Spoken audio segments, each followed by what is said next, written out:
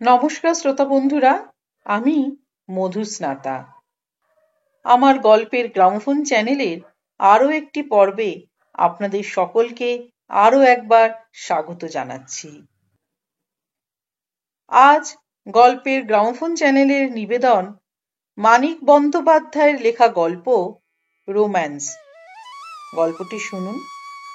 আপনাদের যদি আমার পাঠ করা এই গল্পটি ভালো লাগে তাহলে অতি অবশ্যই আপনারা আমার এই চ্যানেলটিকে সাবস্ক্রাইব করে নেবেন। শুরু করছি আজকের গল্প পাঠ।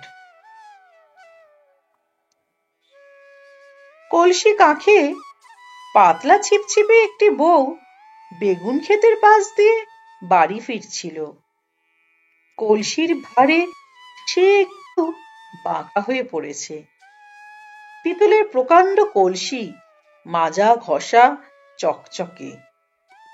বউটির পরনের কাপড়খানি ভেজা, এখানে ওখানে গায়ে এঁটে গেছে, লটপট করছে।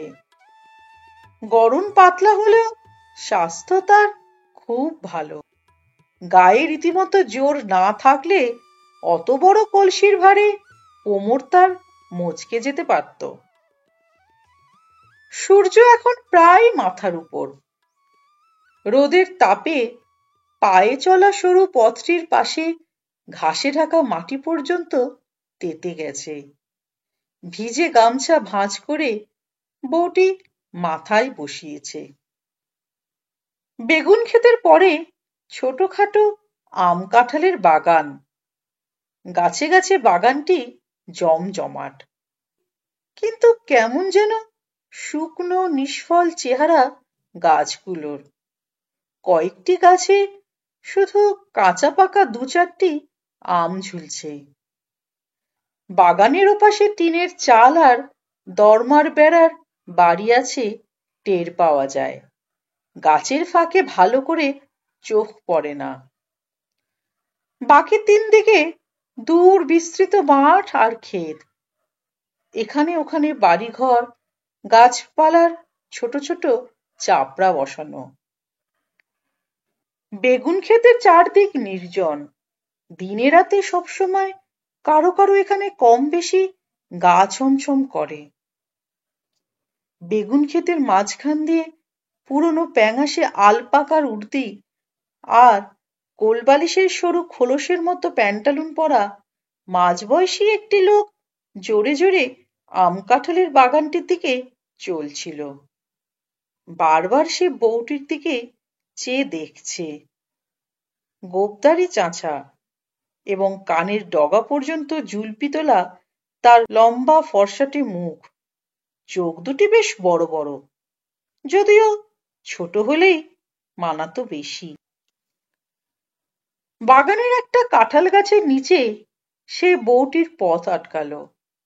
পাশ কাটিয়ে যাবার পথ অবশ্য চারদিকে অনেক ছিল। পায়ে চলা যে সরু পথটি ধরে বউটি আসছিল সেটাও কাঁঠাল গাছটির হাত তিনেক তফাৎ দিয়েই গেছে। বউটি নিজেই সরে তার সামনে আসায় এগোবার আর পথ রইল না। ও মা, সুবল বাবু যে, পেন নাম। এ তোমার কেমন ব্যবহার সুকোময়ী? তোমারই বা এ কেমন ব্যবহার সুবল বাবু, দিন দুপুরে নাগাল ধরা? দুহাতে কানা ধরে কলসিটা সে নামিয়ে রাখল। যে কাখে কলসি ছিল তার উল্টো দিকে বেঁকে বেঁকে সোজা করে নিল কোমরটা। সুবলের কুবুদ্ধ নালিশ ভরা দৃষ্টি দেখে একবার সে অপরাধিনীর মতো একটু হাসল। অবহেলার সঙ্গে কাঁধে ফেলা ভিজে আঁচলটি নামিয়ে ধীরে ধীরে ভাঁজ খুলে আবার ভালো করে গায়ে জড়ালো। গোড়ায় তো ডরি এলুম, কোন মুখ পড়ে উঁকি মারছে গো? শেষে দেখি মোদের সুবল বাবু। নিশ্চিন্দি হয়ে তখন সাঁতার কেটে টান করলাম।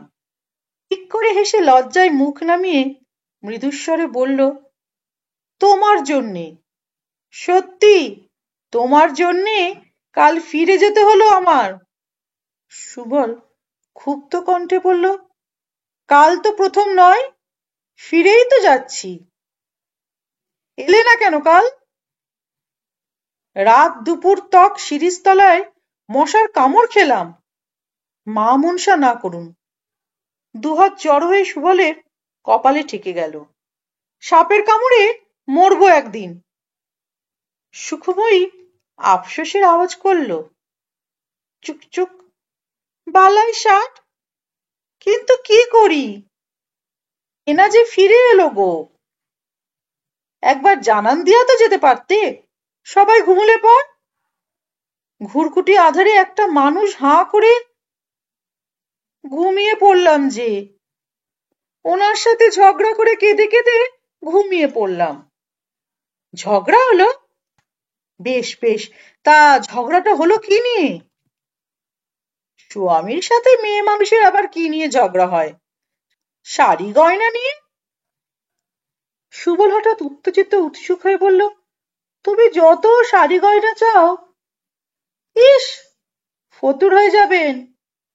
ছায়ায় চাপা আলো লেগে সুখময়ীর পান খাওয়া দাঁতের ঘষা মাজা অংশগুলোতে ফোঁতা ঝকমকি খেলে গেল। ফতুর নয় হলে, মোর তরে ফতুর হইতে তো চাইছো তুমি 1000 বার, কিন্তু শাউরি স্বামী যখন শুধোবে মুখে, অব, শাড়ি গয়না কোথায় পেলিল? কি জবাব দেবো শুনি? বলবো নাকি কুড়িয়ে পেয়েছি গো, ঘাটের পথে কুড়িয়ে পেয়েছি। তার চেয়ে এক কাজ করো না, শিরীষতলায় মশার কামড় খেয়ে তোমারও কাজ নেই, শাড়ি গয়না পরে বেড়ালে কেউ যে শুধোবে, তাতেও মোর কাজ নেই, এমনই কিছু করো। সুবলের মুখখানা লম্বাটে হয়ে গেল। তা জানি, তোর শুধু গয়না শাড়িতে মন। না গো না, গয়না শাড়ি আমি চাই নে, আমার মনটি তোমার। তাই যদি হতো সুখী হতো মানে? তুমি ভাবো গয়নার লোভে তোমায় মন দিয়েছি? কত গয়না দেবে তুমি? কত মুরত তোমার? কলকাতায় নিয়ে সেজবাবু সোনায় মুড়ে রানী সাজিয়ে রাখতে চেয়েছিল, তা গিয়েছি আমি। আমি বলি, না, যাকে মন দিয়েছি তার সাথেই চুলোয় যাব, চুলোয় যদি যায়। হু, বিশ্বাস হয় না না? বেশ তো, চলো না, এখুনি যাই। এক কাপড়ে এখুনি গিয়ে গাড়ি ধরি 3টের। তুমিও ফকির, আমিও ফকির। পাতার ফাঁক দিয়ে সুবলের সর্বাঙ্গে চাকা চাকা আলো আঁকা হয়ে গেছে। ভিজে গামছা দিয়ে সুখময়ী তার মুখ আর ঘাড়ের ঘাম সযত্নে মুছে দিল। কিন্তু সুবল খুশি হয়েছে মনে হলো না। সুখময়ীর কাছ থেকে এরকম ছোটখাটো আদর পাওয়ার বিশেষ দাম যেন নেই, পুরনো হয়ে গেছে। অমন যার মন হয় সে একবারটি শিরীষতলায় আসে। কাল নিয়ে 4 বার ঠকালে আমায়। ও গো মা গো, ঠকালাম, আমি তোমায় ঠকালাম। ভেস্তে গেল তো কি করব আমি? হাত পা বাঁধা মেয়ে লোক বই তো নই, ঘরের বউ, পরের দাসী। কি ক্ষমতা মোর আছে বলো তোমায় ঠকাবো? তোমার জন্য মরণ হয়েছে আমার। কিছু ভালো লাগে না সুবল বাবু, এক দণ্ড ঘরে মন বসে না। মাইরি বলছি, কালির দিব্যি। মন করে কি, দূর ছাই, ঘর সংসার ফেলে তোমার সঙ্গে পালিয়ে যায়। বড় একটা ফাঁক দিয়ে এক ঝলক রোদ সুখময়ীর মুখ ঘেঁষে কাঁধ ছুঁয়ে মাটিতে পড়েছে। আবেগ আর উত্তেজনায় এতক্ষণে যেন চোখ দুটি তার সেই আলোতে জ্বলজ্বল করে উঠল। সুবল কথাটি বলে না, উসখুস করে, আর এক পা থেকে ও পায়ে ভর দিয়ে দাঁড়ালো। দেশ গা ছেড়ে দূর দেশে পালিয়ে যায়। দেশে কেউ মোদের চিনবে না, সব বালাই চুকিয়ে দুজনে ঘরকন্না করি। তা হয় না সুখময়ী, চারদিকে বড় নিন্দে হবে, আর ফেরা যাবে না। কে ফিরছে হেতা? জমি জায়গা সব বেচে দিয়ে আমায় নিয়ে পালাবে? মোদের ফিরবার দরকার। মুখতারি করে দুটো পয়সা পাচ্ছি। এখানে গাছের ছায়াতে গুমোটে গরম। সুবলের কপাল ঘেমে চোখে এসে পড়তে চায়। আঙুল দিয়ে সে কপালের ঘাম মুছে মুছে ঝেড়ে ফেলতে থাকে। সুখময়ের ভিজে চেহারায় ঘাম টের পাওয়া যায় না। আগ্রহ উত্তেজনা ফুরিয়ে গিয়ে সে শান্ত হয়ে গেছে। ঝুঁকে কাপড় তুলে সে একবার হাঁটুর কাছে চুলকে নিল। সোজা হয়ে হাঁটু চুলকোনো আঙুলেরই একটার ডগা কামড়ে ধরল। ঘাড় তার কাত হয়ে গেল ভাবনায়। কলসির কানা ধরে তুলতে গিয়ে সে আবার ঘুরে দাঁড়ালো। সুখময়ীর রাগ হয়েছে। কলসি ছেড়ে পাক দিয়ে সোজা হয়ে মাথা তুলে দাঁড়ানোর ভঙ্গিটা তার ফোঁস করে ফোনা তুলে সাপের কামড়ে দিতে চাওয়ার মতো। কি মিষ্টি হাসি সুখময়ী হাসল। আর চোখে চেয়ে চেয়ে দ্বিধা সংকোচের ভঙ্গি করে হঠাৎ এগিয়ে গিয়ে বুক দিয়ে সে সুবলকে গাছের সঙ্গে চেপে ধরল, মুখ উঁচু করল। সুবলের মুখের কাছে কিন্তু পৌঁছল না। গাছে পিঠ দিয়ে সুবল তখন কাঠ হয়ে গেছে। মরছে তোমার মুখটারি বড় হলো? কত কষ্টে পসার করেছি, দুটো পয়সা পাচ্ছি। সুখময়ী এতক্ষণে দুহাতে তার গলা জড়িয়ে ধরেছে। সুবল নরম হয়ে আসছে। একটি হাত তার সুখময়ীর পিঠে আশ্রয় খুঁজে বেড়াচ্ছে। তুমি না ফতুর হতে পারো আমার জন্যে? ঘর বাড়ি জমি জায়গা বেচে ঢের টাকা পাবে। ব্যবসা করে রাজা হয়ে যাবে তুমি। রানীর মতো খাটে শুয়ে আমি হাই তুলব, আর চাকরানি মাগিগুলোকে হুকুম করব। চানের ঘরে তুমি আমার চান দেখবে। সত্যি দেখাবো, দিব্যি গালছি। আচ্ছা, তাই যাব সুখময়ী। সব বেচে দিয়ে তোমায় নিয়ে বিদেশে যাব। কিন্তু সে তো 2-4 দিনে হবে না। মোক্তারে জানো বটে তুমি সুবলবাবু। দাঁড়াও, আমি আসছি কলসি রেখে। কাঁখে কলসি তুলতে গিয়ে সুখময়ী আজ বোধহয় এই প্রথম টলে পড়ে গেল। কলসির জল শুষে নিল মাটি, আর তার ভিজে কাপড় কুড়িয়ে নিল মাটির লাল ধুলো। অদৃষ্টে কত আছে বলে মাটি থেকে উঠে দাঁড়িয়ে ভোঁতা গলায় সে বলল, দাঁড়াও বাবু, একটু সাবুন আনি, নইলে এ মেটে রং ওঠবার নয়, ফের নাইতে হবে। বাড়ির অঙ্গন শূন্য, ঘরের বাইরে কেউ নেই। বাইরে কেউ থাকে না এ সময়। সুখময়ী বেঁধে বেড়ে খাইয়েছে সবাইকে, আর কোনো কাজ কারণ নেই। রসুই ঘরে দাওয়ায় একতারা মাজা বাসন। ঘাটে গিয়ে বাসন মেজে এনে তবে তার কলসি নিয়ে নাইতে যাবার ছুটি হয়। কলসি ভরে জলটি আনা চায়।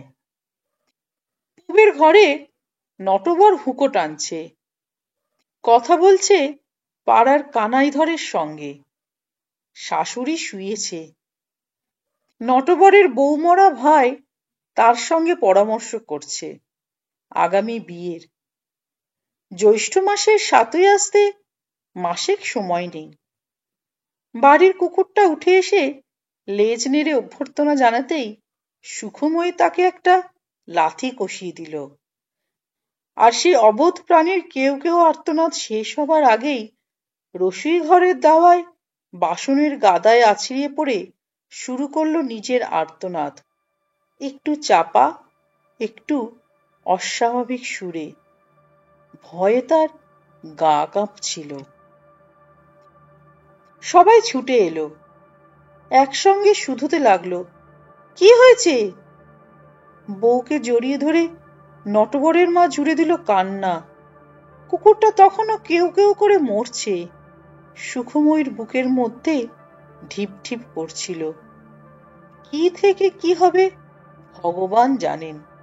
এই তার শেষ লড়াই। সুখময়ী কেঁপে কেঁপে কেঁদে বলল, বড় ভয় পেয়েছি মা, বুকটা ধড়াস ধড়াস করছে।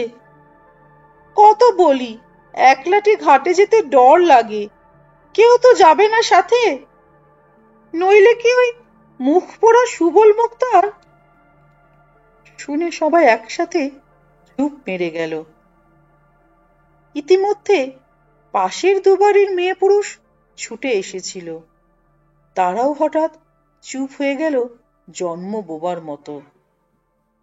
নীরবে মুখ চাওয়াচাই ছাড়া আর কি করার আছে এমন একটা অসম্পূর্ণ খবর শুনে? নটবরের মার কান্না থেমে গিয়েছিল।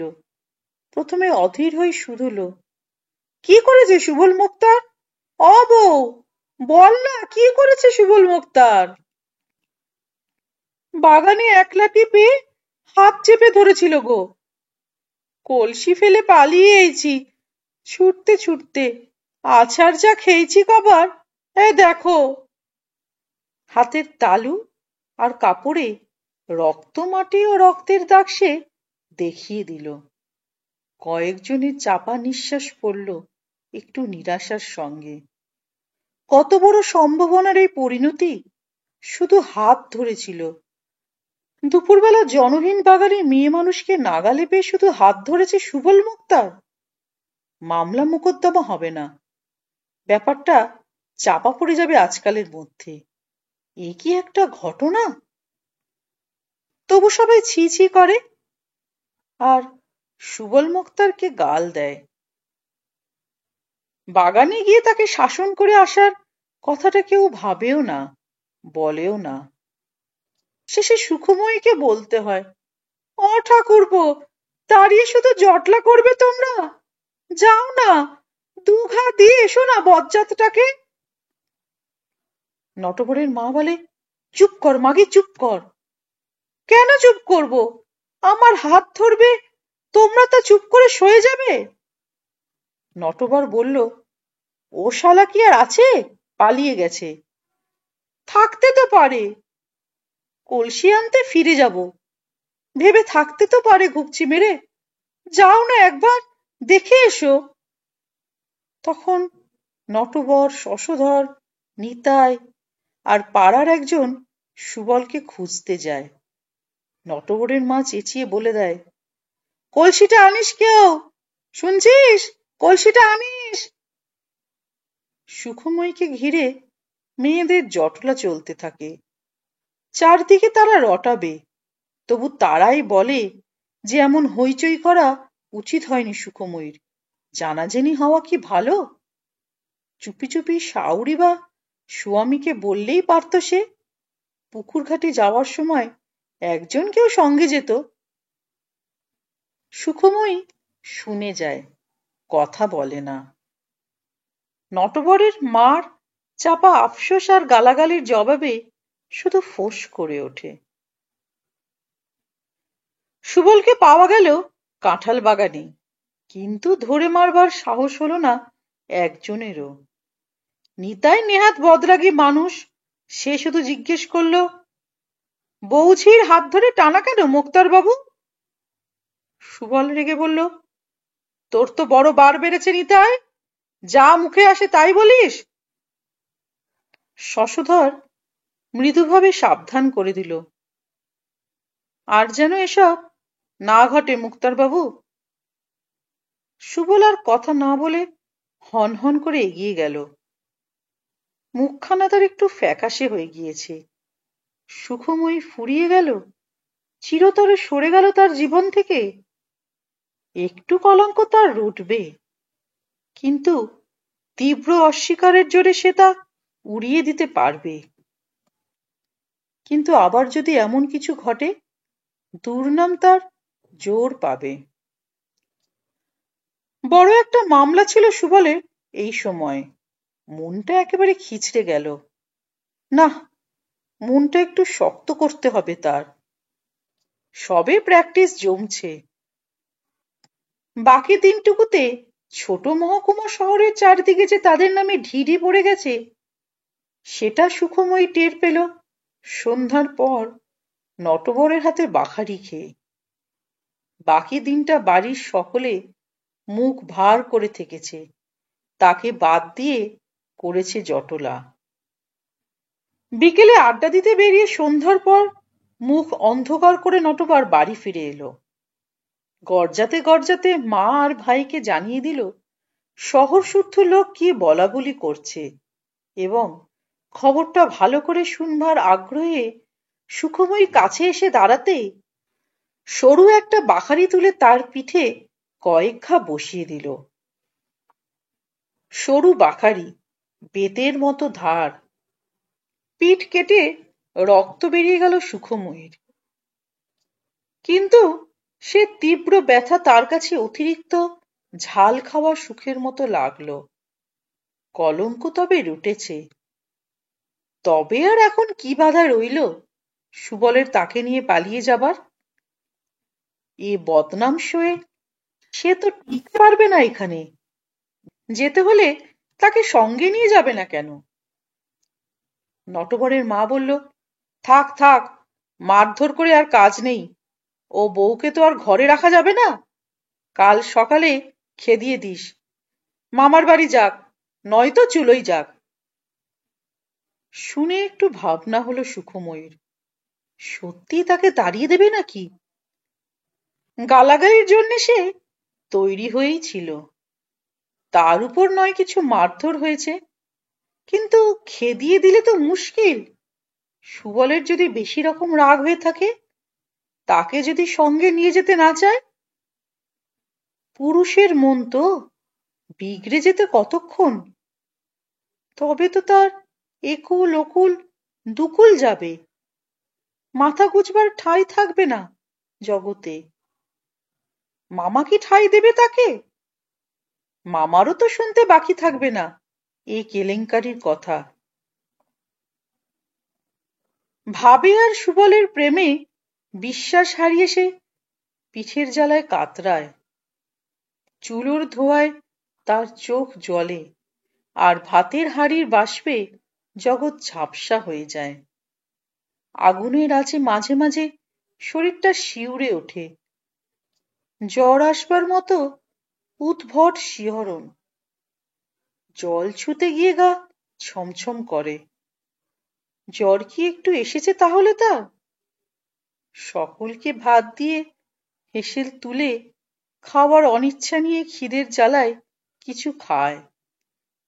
রসুই ঘর বন্ধ করে কুপি হাতে উঠোন পেরিয়ে ঘরের দাওয়ায় কুপিটা নিভিয়ে রেখে ঘরে ঢোকে।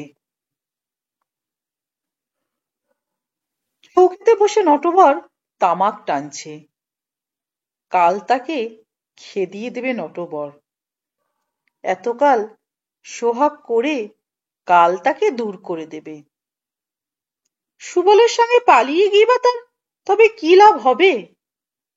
বউকে যদি মানুষ খেদিয়ে দিতে পারে, দুদিন পরে সুবল কেন তাকে ফেলে পালাবে না? নটবরকে একটু নরম করার চেষ্টার কথা মনে আসে, কিন্তু সুখময়ী উৎসাহ পায় না। রাগ কমিয়ে কতবার সে নটবরের সোহাগ আদায় করেছে, কৌশল তার অজানা নয়। কোনোদিন ব্যর্থ হয়নি। আজ সে মনে জোর পায় না। বাকারির মার খেয়েছে বলে নয়, মার খেলেও মান বাঁচিয়ে সোহাগ যাচা যায়।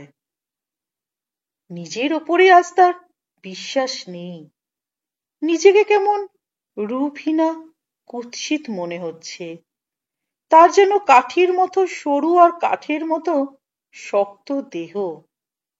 কি দিয়ে সে নটবরকে নরম করবে? তার চেয়ে শুয়ে পড়াই ভালো।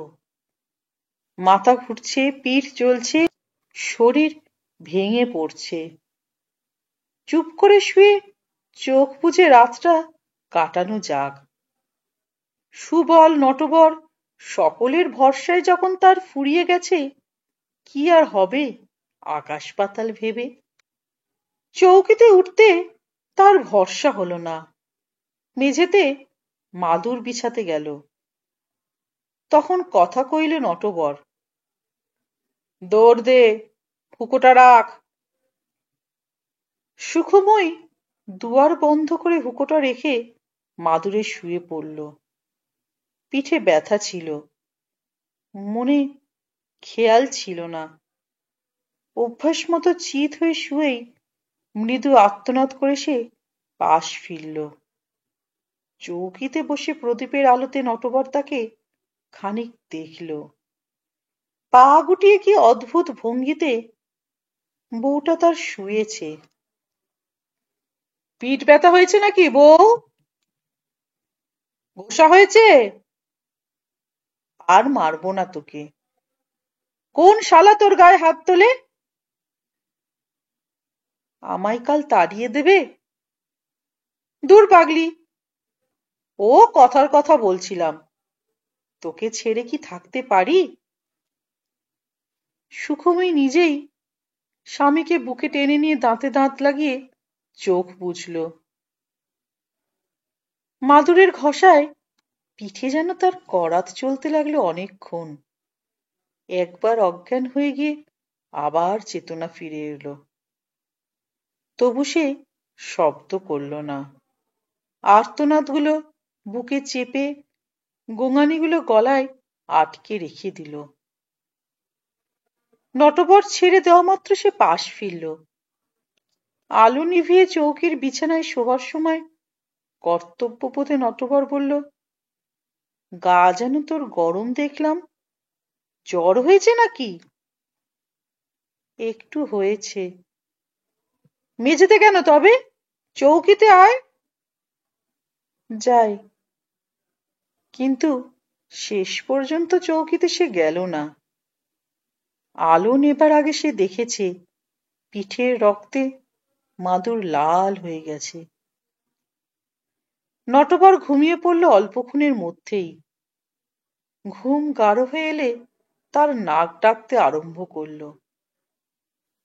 তখন চুপি চুপি দরজা খুলে সুখময়ী বাইরে বেরিয়ে গেল। রাত বেশি হয়নি, শশধর জেগে আছে। পাড়ার লোকও হয়তো জেগে আছে অনেকে। থাক জেগে।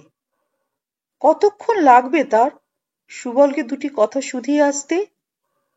বাগান হয়ে বেগুন ক্ষেত পার হলেই সুবলের বাড়ি। ডুবু ডুবু চাঁদের জোছনা এখনো একটু আছে। বাগানের গাঢ় অন্ধকার কোনো রকমে পার হলে পথের চিহ্ন নজরে পড়ে। সুখময়ী তরতর করে বেগুন ক্ষেতের বেড়া ঘেঁষে এগিয়ে গেল। তাড়াতাড়ি ফেরা চায়। নটবরের ঘুম ভেঙে গেলে যাতে সহজ স্বাভাবিক বিশ্বাসযোগ্য কৈফিয়তটা দেওয়া যায়। সুবলের বাড়ির ঘরে ঘরে আলো নিভেছে। তার ঘরের পাশে গাঁদা ফুলের বাগান। একটু তার ফুলের বাগান করার শখ আছে। বাড়ির সামনের বাগানটি তার দেখবার মতো। এখান থেকে নানা ফুলের মেশানো গন্ধ নাকে আসে। প্রথম ডাকেই সাড়া দিয়ে সুবল বেরিয়ে এলো। চুপ, আস্তে, আবার কেন? দেখো, তোমার জন্যে কি মারটা মেরেছে আমায়। তোমার জন্যে আমার বদনাম হলো সুখময়ী। কত ভালো বলতো লোকে আমায়, কত সম্মান করতো। তোমার জন্য সব গেল। চলো আমরা পালিয়ে যাই, 2-4 দিনের মধ্যেই। সব বেচে দাও। তোমার খালি বাজে কথা। সব বেচে মুখতারি ফেলে কোথায় যাব? এত কেলেঙ্কারি হলো, চারদিকে ঢিঢি পড়ে গেল, তবু থাকবে? কি করে থাকবে? আস্তে আস্তে ভুলে যাবে লোকে। সুখময়ী আস্তে আস্তে পিছিয়ে আসছিল। সুবল তার হাত চেপে ধরল। শিগগির ফিরতে হবে। একটু বসে যাও। বউ মরে গেছে কবে? এতকাল বিয়ে করিনি তোমার জন্যে। একটু বসে যাও। সুবলের ঘাট বাঁধানো। মুক্তারির টাকায় সবে ঘাট বাঁধিয়েছে।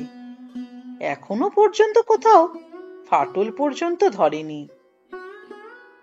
ঘাটের ধোয়া মোছা পরিষ্কার সিমেন্টও সুখময়ের পিঠের রক্তে লাল হয়ে গেল। সমস্ত ঘাট নয়, সুখময়ের পিঠের নিচেকার অংশটুকু। পরদিন নাইতে এসে লোকে বলল, কুকুর বা বিড়াল ছানা বিয়েছে সেখানে, কিংবা বুনো শেয়াল।